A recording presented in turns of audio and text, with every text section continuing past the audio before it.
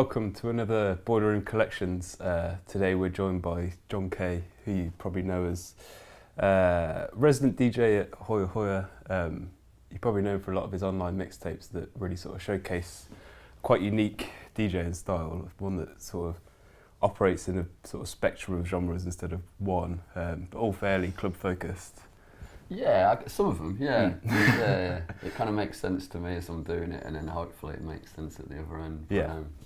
Cool. Yeah. So we're just sort of going to go through your sort of musical taste over the years and how it's developed, and what sort of made you into the DJ or music fan that you are today.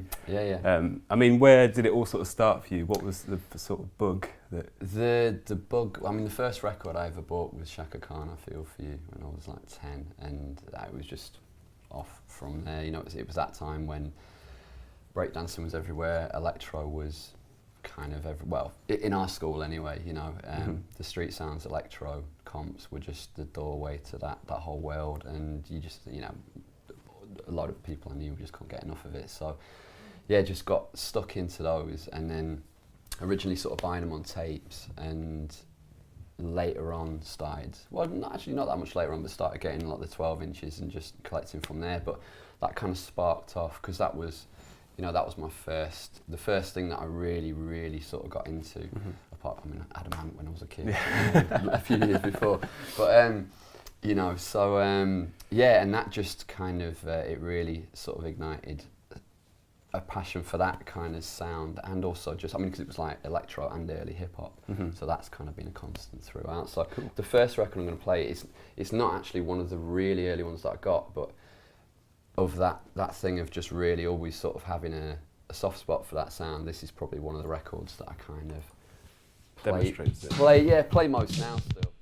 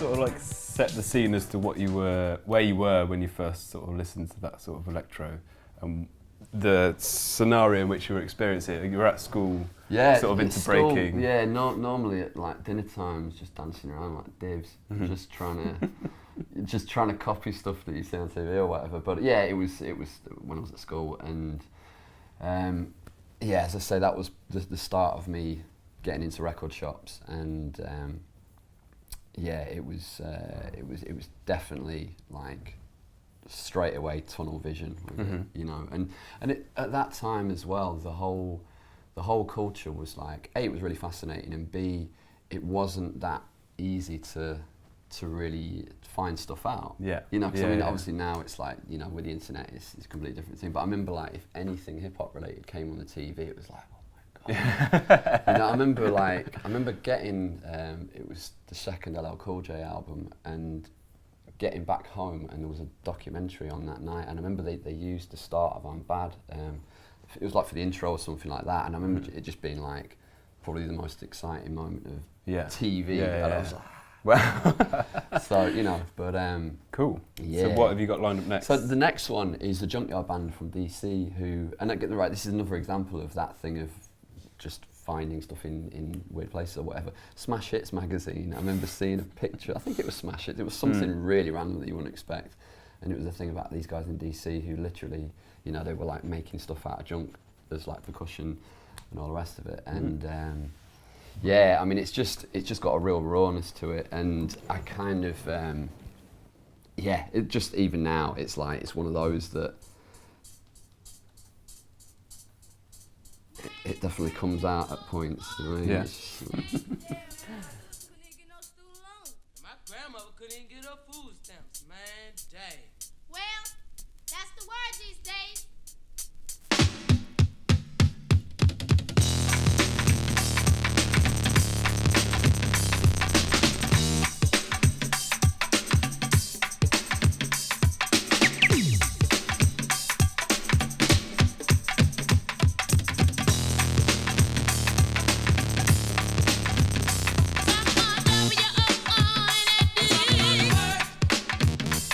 Some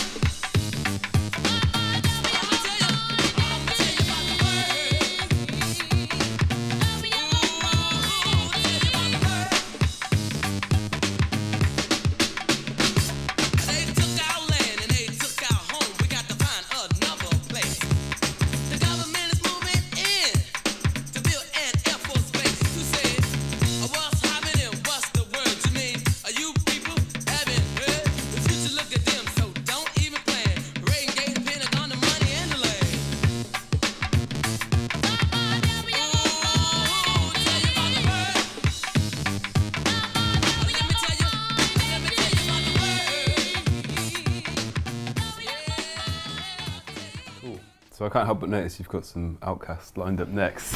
Yeah, I mean, you know, as I say, that early period of getting into electro, it just kind of it ignited the relationship with hip hop, and I've kind of that's just been a constant all the way through. And there's been points where I've not really been buying much hip hop, but I'll always check for it. And what I've kind of found as well is that there's a lot of things that, like for instance, there's certain industrial records or certain new wave records, and I'm like, the ones that I'm drawn to are, in some cases, the ones that are kind of doing a similar thing that hip hop does. Yeah. If you know what I mean. So yeah, it's kind of really ongoing. But yeah, I mean, I just wanted to play an Outkast track because this one in particular, I love it. It's like moody. It's reflective. It's just, and it just glides. Do you know what I mean? And like the rhyming on it is just impeccable. Like the second verse that Andre does on it is just,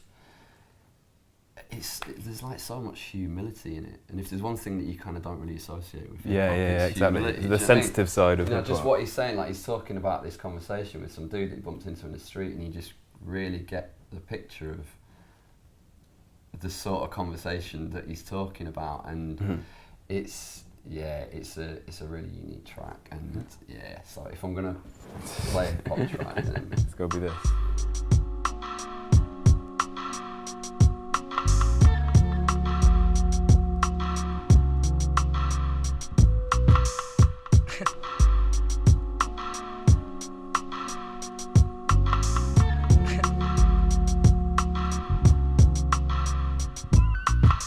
One for the money, yes sir, two for the show. A couple of years ago on Headland and the Low, what's the starter? Something good, where me and my nigga rode the martyr through the hood, just trying to find that hook up. Now every day we looked up at the ceiling, watching ceiling fans go round, trying to catch that feeling off instrumental.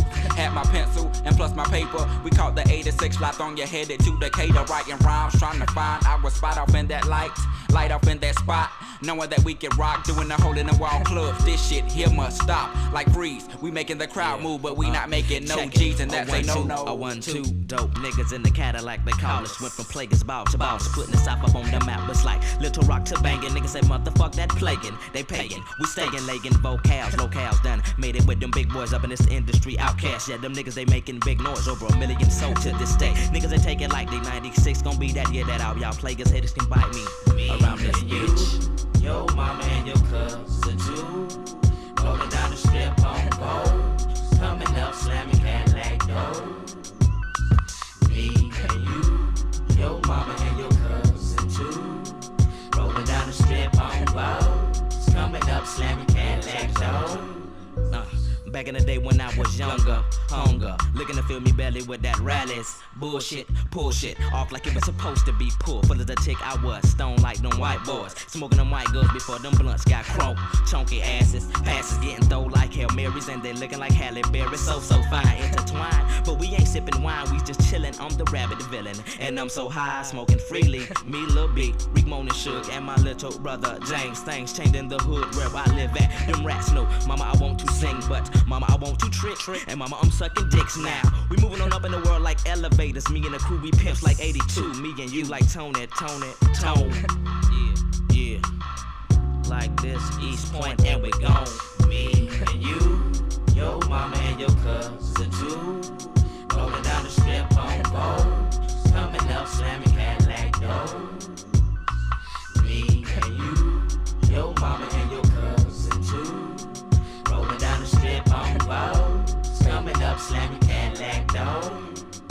Got stopped at the mall the other day. Heard a call from the other way that I just came from. Some nigga was saying something, talking about, hey man, some. You remember me from school? No, not really, but he kept smiling like a clown, facial expression looking silly, and he kept asking me, what kind of car you drive? I know you paid, I know y'all got buku with posts from all them songs that y'all done made. And I replied that I've been going through the same thing that he has. True, I got more fans than the average man, but not enough loot to last me to the end of the week. I live by the beat like you live, check to check. If you don't move your feet, then I don't eat, so we like neck to neck. Yes, we done come a long way like them slim ass cigarettes from Virginia. This ain't gon' stop, so we just gon' continue. And you, your mama and your cousin too. Rolling down the strip on gold. Coming up, slamming Cadillac doors. Me and you, your mama and your cousin too. Rolling down the strip on gold. Coming up, slamming Cadillac mama and your cousin too. Rolling down the strip on Vogue. Coming up, slamming Cadillac doors.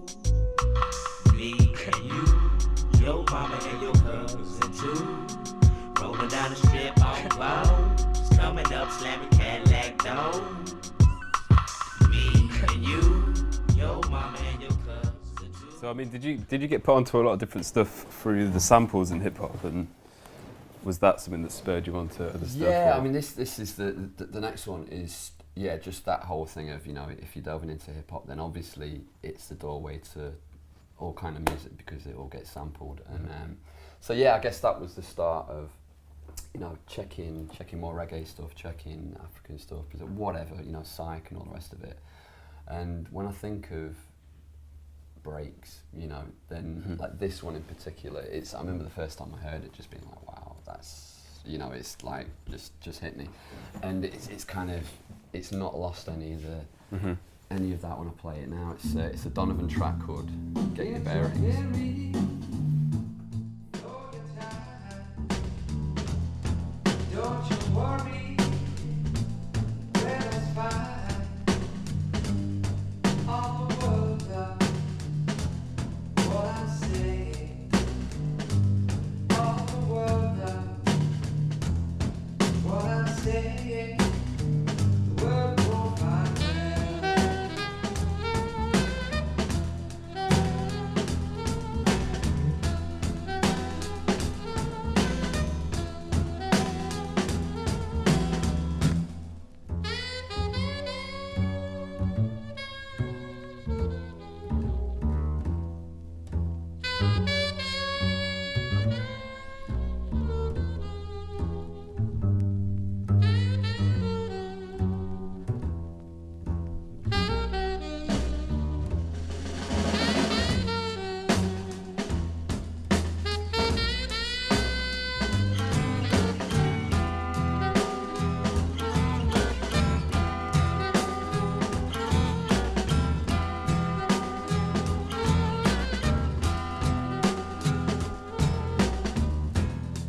get together, work it out.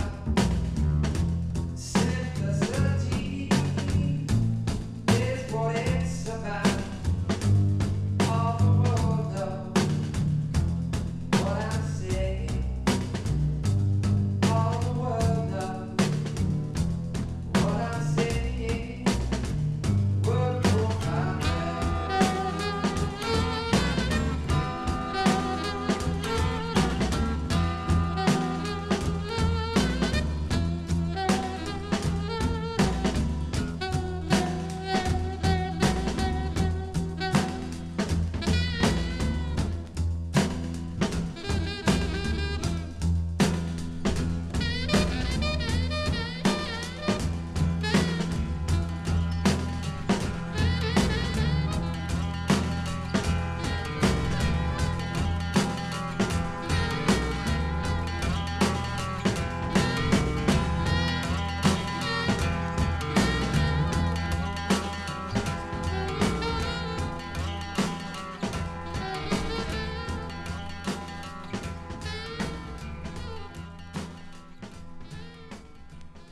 Cool. So I've just seen what you've lined up next. Do you want to talk, maybe the go between the two, and explain? Yeah, yourself. I mean, I guess the hip hop thing was just that was the track that I was on until I got a skateboard. Really, do you know what I mean? That was a big sort of life change in a way. In that, you know, most of the people that I knocked about with weren't into skateboarding and actually kind of gave me a bit of stick for it. So, but it just kind of meant that at 13 I was sort of getting introduced to kids that were a lot older than me, who were, and skateboarding really was, it wasn't an industry then, it certainly wasn't a sport, and it was just the people that you'd meet on a skateboard were just misfits. Yeah. And a lot of them listened to Misfits as well, but that's different matter, you know. It was, and so yeah, just getting into punk and it making just so much sense in terms, you know, if you go to a ramp and they've got a sound system and they're playing stuff like this, I mean, it was also the aesthetic. There's a punchy rawness and gutsiness that you get with hip hop and electro and stuff like that although it looks slightly different, to me it does the same thing from punk. And you know, you look at people like Glenn Friedman and what they were doing with Fuck You Heroes, and you know, that kind of thing where you documenting like the punk scene, the hip hop scene, skateboarding, and it's all rolled into one. It makes perfect sense. It's rebel music. Yeah. You know, so yeah, the next one's Bad Brains. I mean, and in terms of aesthetic as well, you know, seeing footage of Bad Brains as well is like the early Bad Brains stuff is just, it's amazing. You know what I mean? Like, yeah, just it's hard not to be excited by that sort of stuff. Yeah, so this is Sailing On.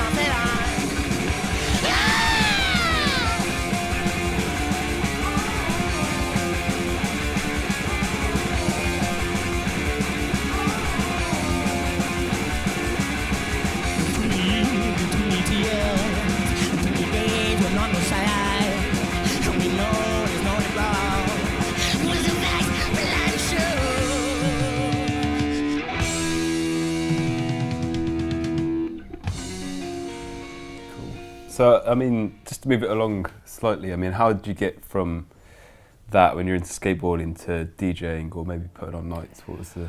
Well, I'd never actually started mixing for a few years from that point. I mean, but when I was around about, I think I was about 18, the club that we used to go to, it was essentially an indie club called the Fan Club, but they'd play good stuff there. They'd play early dance music, and I remember like the first time I heard 808 State was there, but also they'd play a lot of, you know, Albini stuff like Big Black, and yeah, it was, you know, and it was a good crowd as well. It was the sort of crowd that kind of went on to be early ravers in a lot of cases. Yeah. So it was that, it's not like, you know, when you think of certain indie clubs, it's just like a world away from anything sort of dance related. Yeah.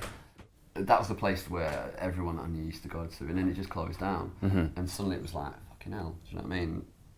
What we're going to do. And I think the other thing was as well, when we used to go to that place, there were certain people that we knew who were just like, come on, like play this or play that. And there was a guy, the guy was called Fitz, I think his name was, the DJ, and we'd always be pecking his head to play Black Flag or play Throbbing Gristle or whatever, do you know what I mean? Yeah, requests. And like it got to a point where we'd actually be bringing down records, do you know what I mean? And you know, just for an easy life, you'd be like, all right, just like leave him there and I'll play him, sort of thing. So thinking back now, that's just ridiculous. I've not even thought about that since that, you know, back then. But anyway, when that happened, then a friend of mine, Zab, who I was in a band with, and I've known him since then, and I still see him now. And I actually put a load of his music on my mixes. He records as XVAR, and so on my Fact mix, there's one of his. There's a load of his stuff on my mixes anyway. And yeah, we were just like, let's find somewhere, put on a party. Had never even touched any decks in a mixer before, and we went to this place called George's, and it was like a rock bar just in the middle of town, but they had a basement, and the guy who was there, I think he was kind of on his way out, so he was just like, I don't give a shit. Yeah. I mean, you can hire a basement. So we did like 3 parties there, and it held about 100 people or whatever, and packed it out and just played all the stuff that any normal DJ in their right mind wouldn't play, do you know what I mean? So yeah, there's, you know, sort of Non and Throbbing Gristle and stuff like that, but you know, loads of punk stuff like Black Flag and like a little bit of hip hop, but not really that much. Yeah. And yeah, so that was kind of the first time, and it was, yeah, as I say, I'd never even worked at any of this stuff when I did that, so it was so naive, but so much fun as well. Yeah. So Yeah. you know, but this next thing is around about this time. It's probably basically we were talking before about gigs and stuff, and around about this time I was going to gigs every weekend. You know, we'd be getting in cars, going to London, going up north, all around Midlands, and probably one of the most unusual and most memorable in terms of the impact it had on me was I saw Glenn Branca in 1992, and yeah, basically he was kind of a pivotal figure in the sort of like, you know, no wave New York sort of movement, and he ran the label Neutral, and he was releasing stuff on 99, and at the point when I saw him, he was doing the Branca Ensemble, which was basically him kind of doing almost like classical movements, but using a palette that's more sort of like the sort of thing you'd hear in a no wave record. So it's like when I saw him live, it was like 6 or 7 guitars. Well, I've got this is the program from the gig. So you've got how many? Oh shit. There's 7 guitars, 2 bass, a drummer, and someone doing the desk, and then him conducting it, and it was insane. You know, I've kind of in fact I'll stick that. Yeah. Cool. It was just completely hypnotic, you know, and by the end of it, because it was in the Leadman in Sheffield, which it was like a sit down thing with tables with candles, and I remember by the end of it, everyone was just so kind of into it, you know, because you'd think a sit down gig would be everyone would just be sitting like proper. This. Everyone was just like completely like, driven wild. I remember when it finished, it was just like one of those where you pull out and you're like, whoa. Like you look around and you're like back in the room sort of thing. But anyway, it's probably not going to translate as well like this, because I mean this track's 16 minutes long. So, but you can hear, you know, because Thurston Moore and Lee Ronaldo were playing with the ensemble. There were, you know, everyone and his dog played at some point, and part of it was as well that it wasn't about having virtuoso players. You know, that it was rough kind of ready. it was kind of that wasn't the point. In fact, so there's that quote in here from. So it describes it, and it says. It's talking about his music. Repetitive and insistent, it is almost fantastically loud. To some ears, a Branca performance has an almost totalitarian edge. In 1982, Jon.K charged him with hypothetical fascism.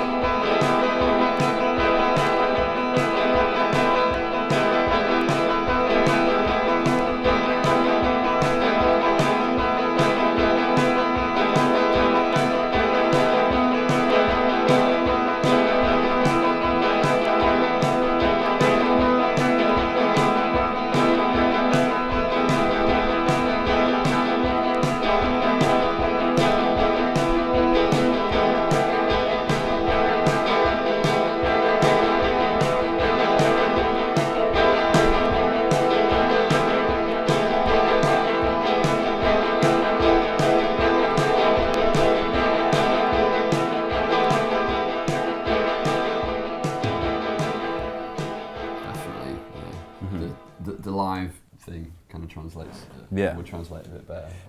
Yeah. So what have you got lined up next? So there's probably a lot of stuff that I was listening to at that time that, you know, I wouldn't listen to now, and then a lot of it that I still do, and this is a good example of that. This is the Au Pairs, and I got this over 20 years ago. I think when I was about 18, and this is probably one of the first sort of punk records that you would consider a dance record that I bought. And I think the first one I bought was the Gang of Four LP, and then pretty shortly after that I picked up this, and this one's called It's Obvious, I think.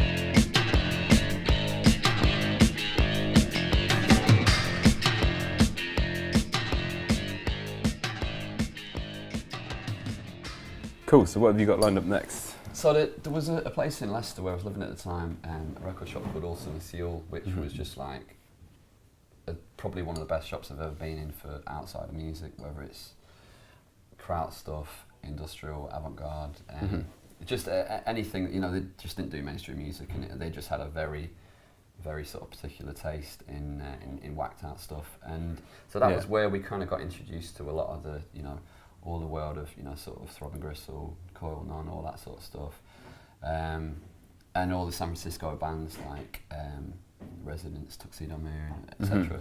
And this is it's Stephen Brown and Benjamin Liu, and like Stephen Brown was one of the guys at Tuxedo Moon, so it's like a sort of a side collaboration thing on one of the Cram Discs offshoot labels called Made to Measure. And yeah, I don't really know another track that sounds like this.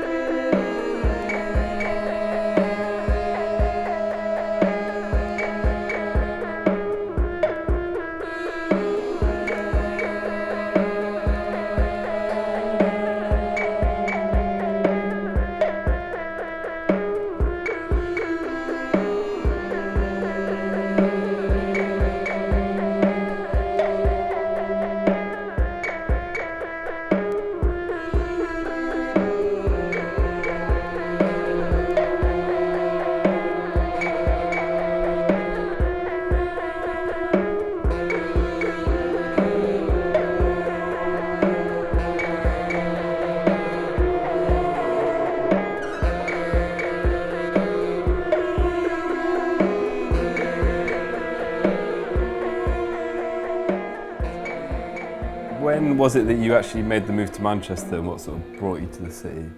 I went there for art college, and that was I was trying to work it out, it's 94, yeah, it's 94, and yeah, that just brought about a massive change, because I'd never really enjoyed house or techno before then, and Manchester had such a kind of, it seemed to just have this relationship with Detroit techno, in that there was a big scene, and there was really good nights playing that stuff, you know, like when Bugged Out started, you know, Boggy was just playing a lot of that stuff, you know, the resident James Holroyd, and we used to go there all the time. There was another night called Drama, which is a guy called Johnny Abstract, and Irfan, who runs Rainy City, and another guy called Dan Keeling, and that only ran for a little while, but that was like my favourite, that the ones they did, you know, they had people like Van Kier, I mean, not that he's from Detroit, but it was just, it was just the sound that seemed to, it just really resonated with Manchester. Yeah. And so kind of having that sort of first kind of passion for like electro,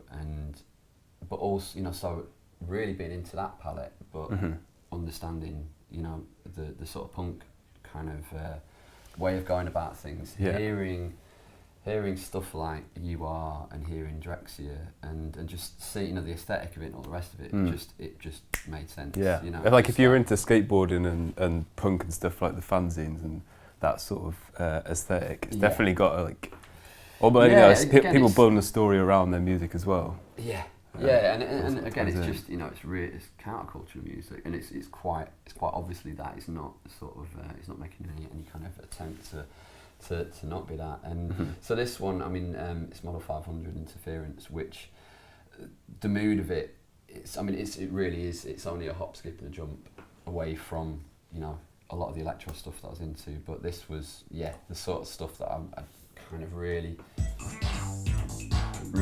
fell in love with when I moved up to Manchester.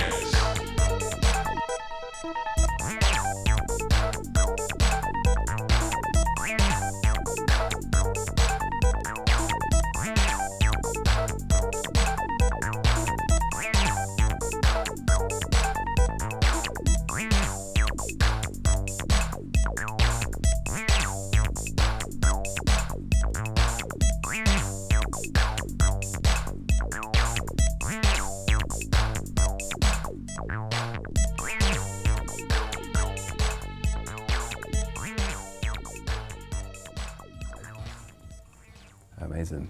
So you've lined something else up that looks very much like it's going to be of that era. Yeah. I mean, the other thing that was kind of going on at the time was the relief stuff was just massive. I mean, you know, the Green Velvet stuff was just everywhere, and so yeah, I just sort of developed a love for, you know, people like Glenn Underground, Boo Williams, and yeah, this is I actually played this for the first time in ages. My friend Javi in Bilbao picked up a 12-inch of this, and he sent me the message, and I was like, oh dude, I need to dig that out. And yeah, so this is like a collection that Peace Frog did of this track.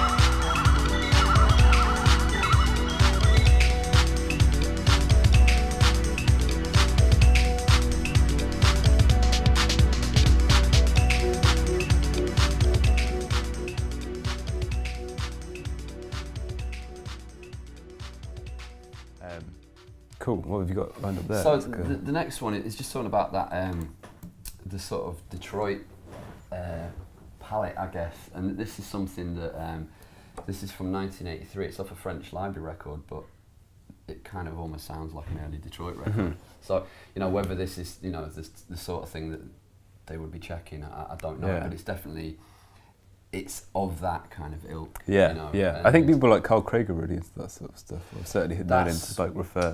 It kind of, when I first heard it, I was just like, wow, that's amazing. It sounds like maybe like one of the more sort of cinematic kind of dark comedy things, or a Carl Craig.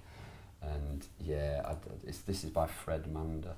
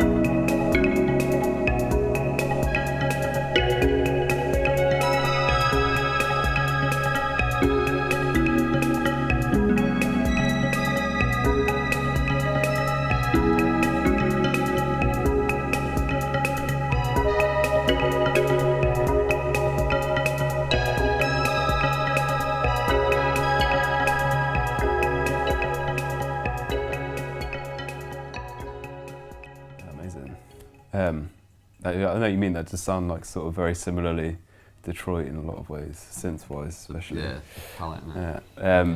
Cool. So what's this? Joe Hicks. So basically I was in Manchester for a few years, and then that was the point when I kind of got into, not just collecting records, actually playing them and mixing them, and then starting playing out. And I'd sort of played at various nights, and the thing that I kind of always found was, you play at a certain night. In a lot of cases, they tend to play a certain type of thing, and I never really felt like I could get to stretch my legs. And to be honest, at first I didn't know how to do it. You don't know how to join things together. But we started doing a night called Eyes Down in around about 2000, which went for about 8 years, and it was like a collective. There was 3 of us DJing originally. There's Woody, who runs Red Laser Records now, Kelvin Brown, who was at the Electric Chair, and myself, and then there was Jack and Gawain, who were they were the guys who I met initially when we started it, who were people that I'd done visual stuff with. Right. They were really into sort of cine stuff and actual print-based graphics. So I'd work on a lot of the graphics with them as well. But that was like the first time I really felt like, oh, you know what, this is kind of freedom, because you're not answering to anyone. Yeah. It's not like, oh, why aren't you making people dance? It's like, it's your party, you're not going to make any money off it, but it's like, we'll damn well play the music we want to hear, you know, and sort of, just kind of expanded on that. And I was just thinking about some of the warm-ups at Eyes Down. I mean, we always kind of, it was like never one of those clubs where people expected to hear bangers at 11:30. It was always that thing of like, we're going to play a lot of music that we're really into, and just try and really set the mood, and just kind of do it in a way where, I don't know, I personally, and this is something I still enjoy now, it's just that thing of like keeping people happy and giving people stuff that they can sort of bubble to, but really sort of holding off so people are chomping at the bit before you sort of go in. Yeah. You know, and so that I used to, I mean, and I think a lot's been said about warm-up sets now. Yeah, it's right. It's true, you know what I mean? It's really enjoyable doing it, and people who do it well, you know, I just think, maximum respect. But this is the sort of thing, it's a Sly Stone thing, and this was the first soul record that I ever got that had like that sort of wonky drum machine thing going on. And I think I got this around about the time we started Eyes Down, but it's Joe Hicks, and it's a cover of Life and Death in G&A.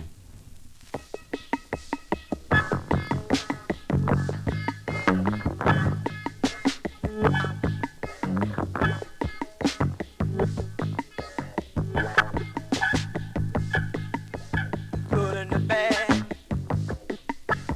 big and the small, in and out, not at all. If it feels good, it's alright. If it feels good, it's alright. Tell me when you feel it.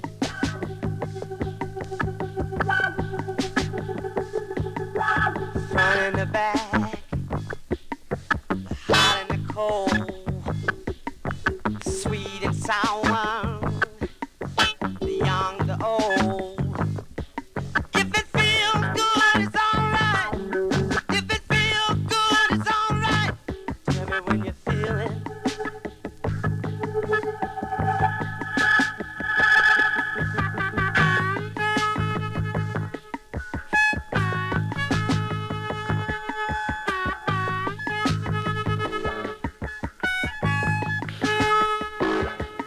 If it feels good, it's alright. If it feels good, it's alright. Tell me when you feel it.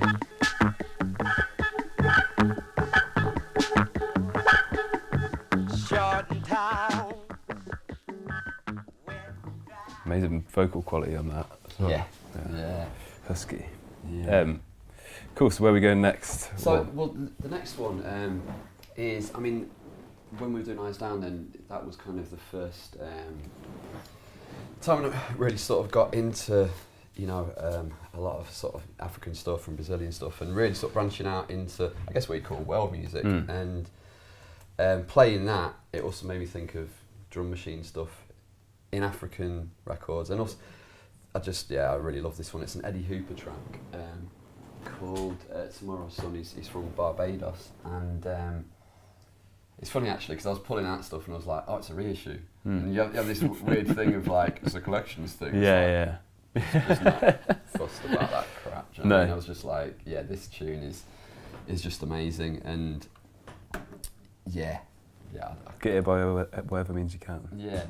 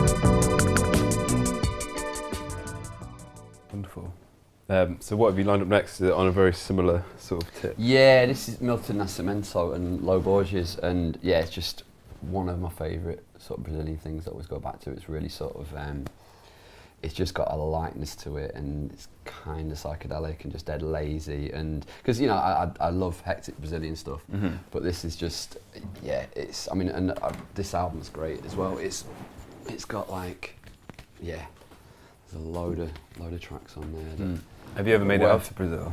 I haven't. No. I haven't. No. Cool. Well, if there's any promoters watching. Yeah, yeah. We're not good.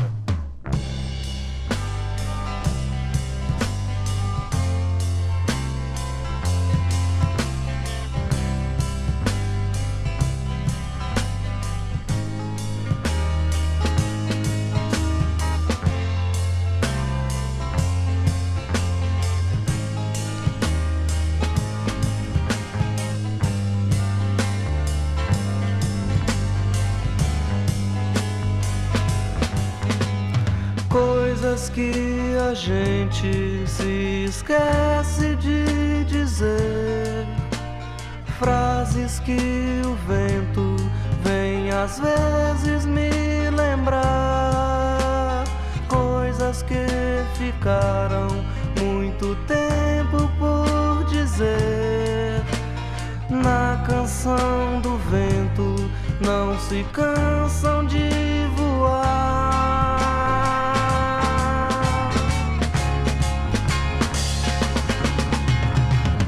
Você pega o trem azul, o sol na cabeça, o sol pega o trem azul, você na cabeça, o sol na cabeça.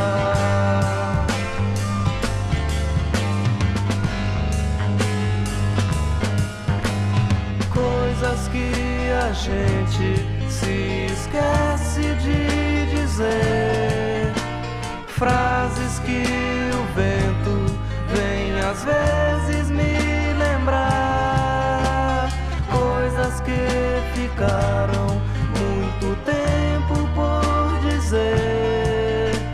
Na canção do vento não se cansam de voar.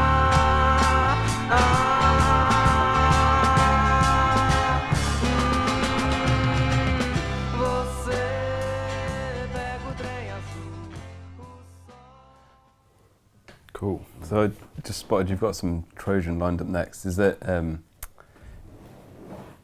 how does Manchester sort of like facilitate that sort of community? Is there a big sort of dub scene or West Indian scene or Yeah, is it it's yeah. There's places to definitely get all kind of reggae and dub stuff. I mean, my personal favourite is probably a place called Kingby in Chorlton, and they do auctions every now and then.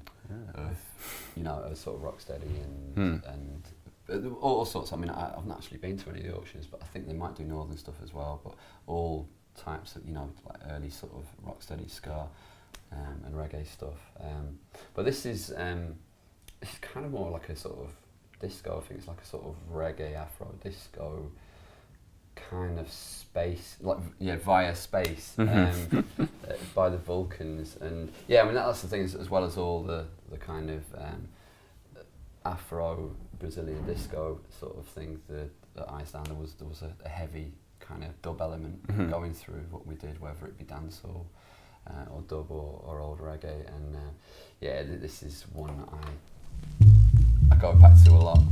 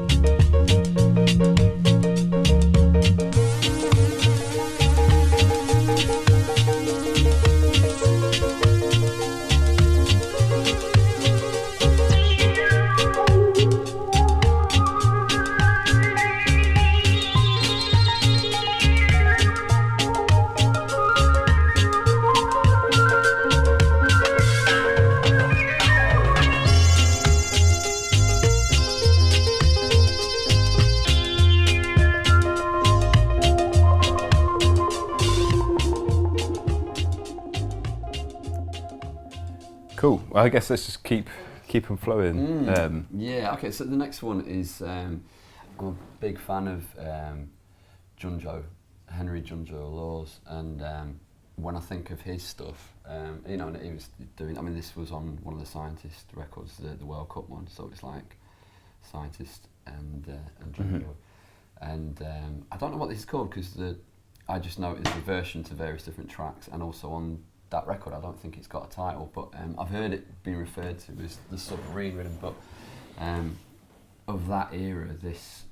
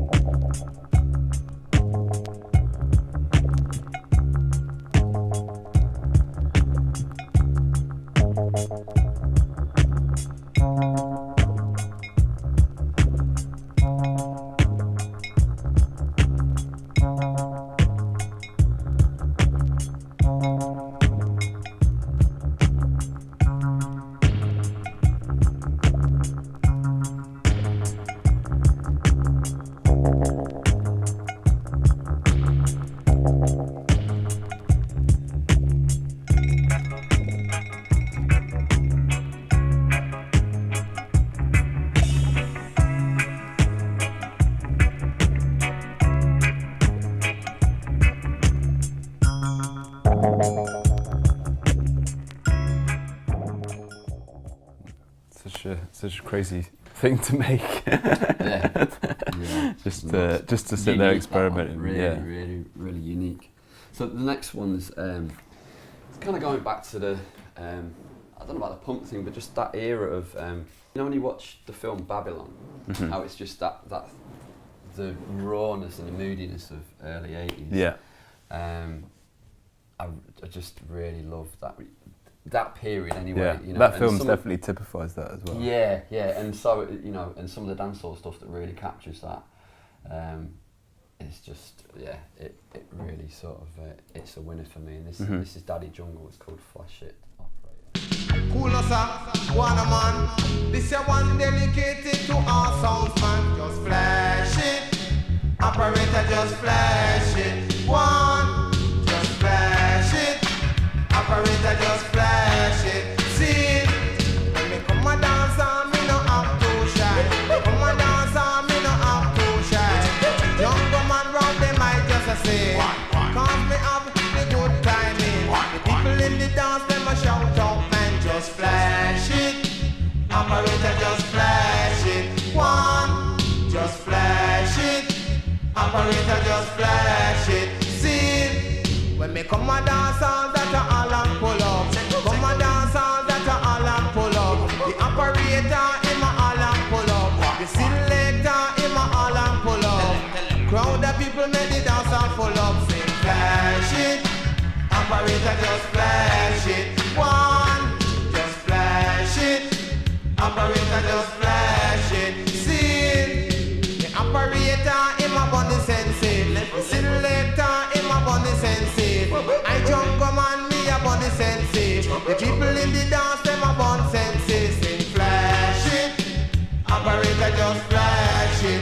One, just flash it, operator. Just flash it.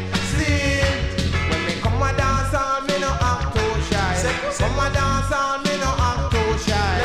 Jump come on round them I just a say. Cause me have the good timing. The people in the dance them a shout out man. Just flash it, operator. Just flash it. One, just flash it, operator. Just flash it. See, the English posse them a sing it flashy. The Canadian posse them a sing it flashy.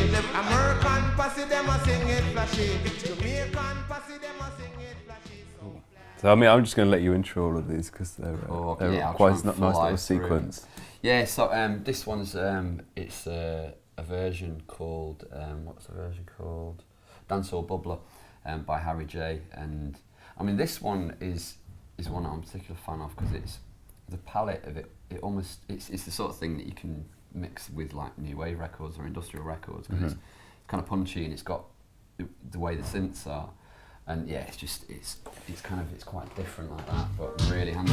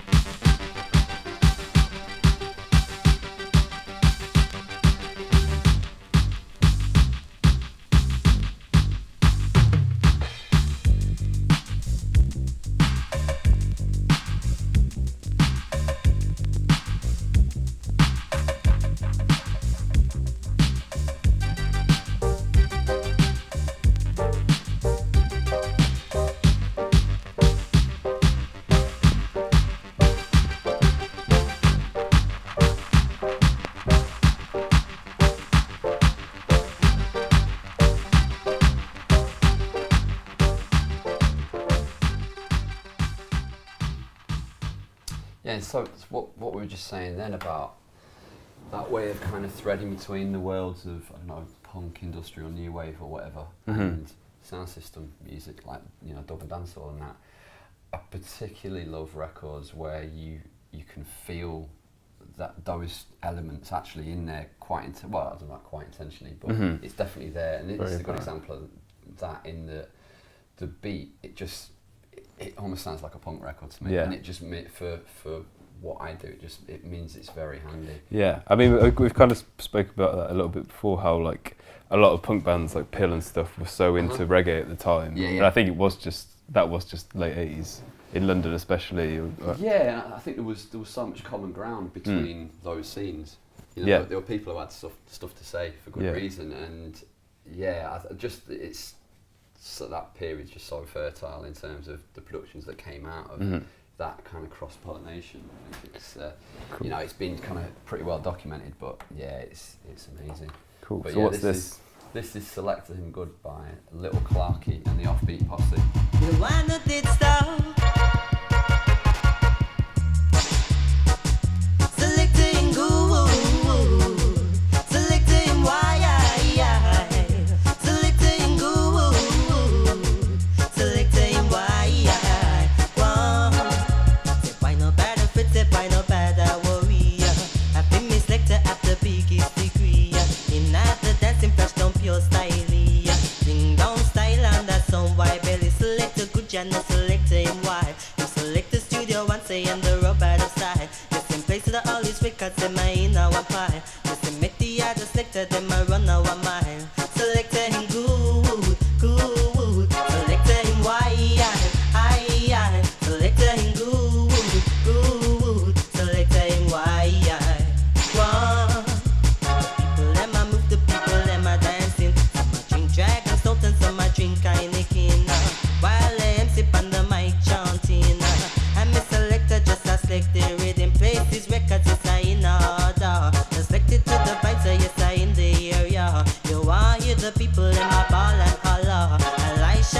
yes, I in the area. Selector him good, good. Selector him wild, I.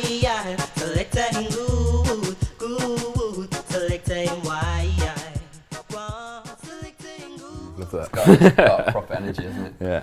So the next one's kind of, it's an example of doing it the other way around. These are punk guys from Birkenhead called Windows, and there's, I mean, some of it seems like they were probably into the Velvet Underground and a lot of that type of stuff as well. So there's a real mixture on this album. But this one's just, it's like a straight up dub track, but with just very, I mean, you know, dub stuff in a lot of cases is massively wonky anyway, but this is like especially Taking wonky. a step further. Yeah.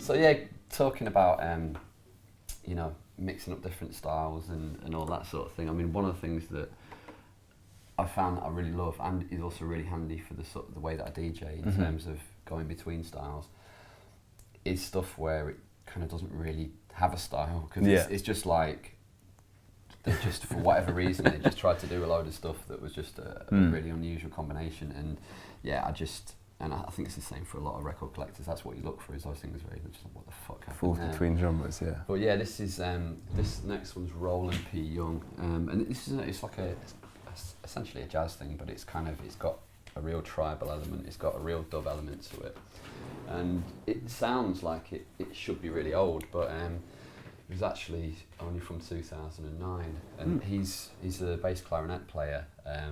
He also plays various other bits, but a lot of it's bass clarinet.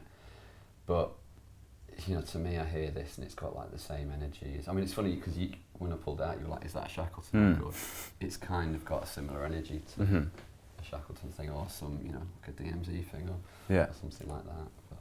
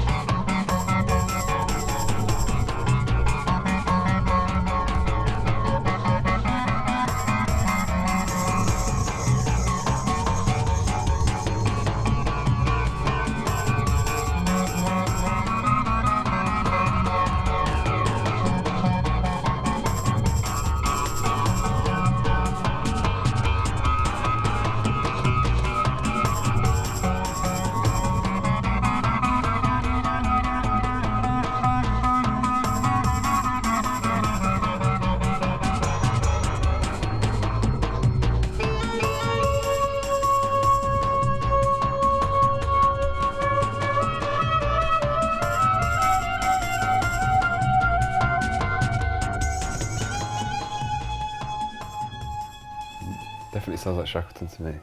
Love that. And he's still doing stuff now, and he's got a website, Rolling P on, and you can see. I've not checked it for ages, but I'm just thinking when listening to that, it's like I want to go on and see if he's got any new bits. So that's on EM Records from Japan.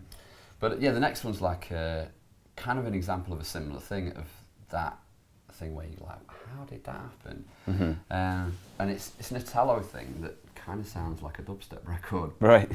It's just, you know, and this was a few years ago, myself and a good friend Paul Bennett, he's in Athens, but he was living in Manchester at the time. We ended up doing a showcase for Minimal Wave where we put on Veronica Vasica, and we had Das Ding playing live as well.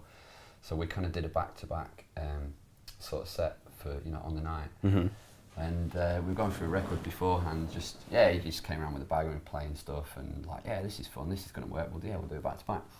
And he pulled this fucker out and I was just like, he played it, man, and I was just like, oh my God, what is going on there? So so I've got to give Paul the props for that, but yeah, it's an unusual record.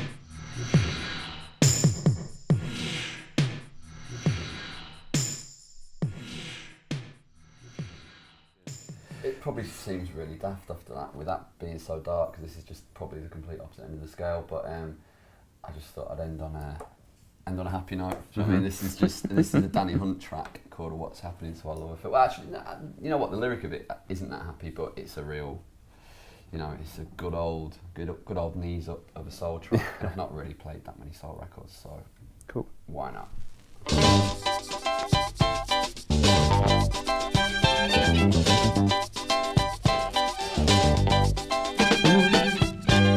What's happening to our love affair? Just tell me, baby, what's happening to our love affair? Hey, mama, I know your father did me, and your mama too. Oh, yes, you do, honey. I'm gonna let you do what you wanna do, hey sugar, 'cause all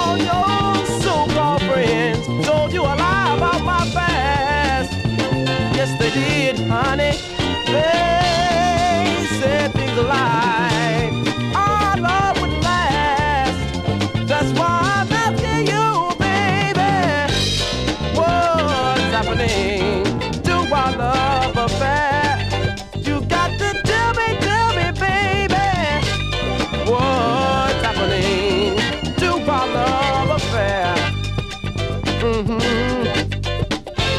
I called you the other day, you didn't want to listen to what I had to say. No, baby. But now you want everything. You gotta have everything your way. But oh, if you get yourself together, sugar, we'll make everything alright. 'Cause I don't feel like fussing and fighting. Get me so uptight. Girl, you know I love you, honey.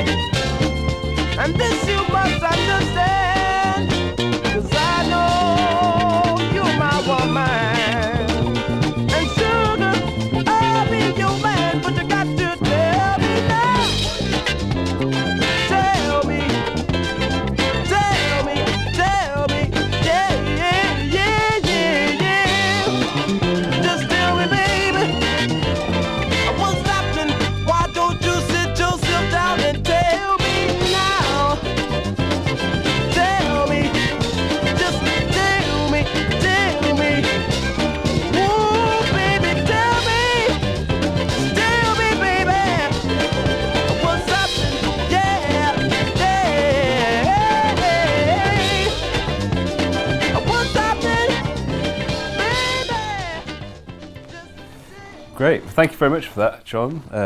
I hope you at home have enjoyed it as much as I have. It's been great, just sort of listening to tunes all afternoon. I enjoyed that. You get in the saddle, don't you? You feel like, right, okay, you can just go on and on and on. But Yeah. no, it's great. Cool. Thanks. Thank you very much. Thanks for having me. Yeah, we'll be back soon. Thanks.